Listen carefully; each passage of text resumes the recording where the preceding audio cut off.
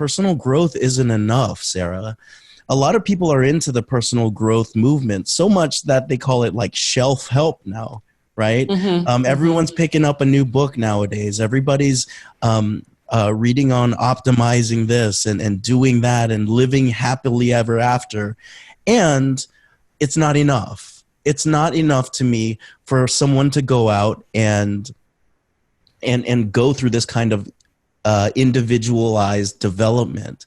I think what happens is, as a result of increased consciousness, when done right, positive psychology, which brings someone to a more joyful place, that joy, like we talked about at the beginning, can become a pure contagion that could get people to maybe have some civility during the midst of controversy.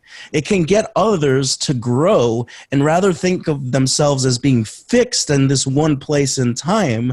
They can think of themselves as having a growth mindset, right? And not to get too much into like the jargon of positive psychology, but that really is where we start off in the joy revolution. At this point, we call it joy theory. We start by teaching joy theory. We talk about trauma even, and we talk about growth from trauma. We talk about growth from happiness. And then we go in, the next phase is that we actually go into, where do you want to go with this? Where do you want to go with this? Some people want to go and turn it into a speaking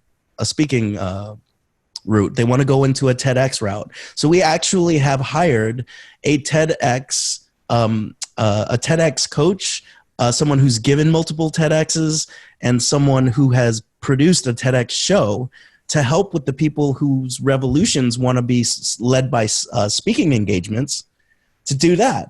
We also have someone who is a prolific writer and gets published all the time. So if you want to write your joy revolution, basically the first step of any revolution is you got to make the invisible visible to the rest of us, so we can see the tapestry that's been put up and then take that tapestry down.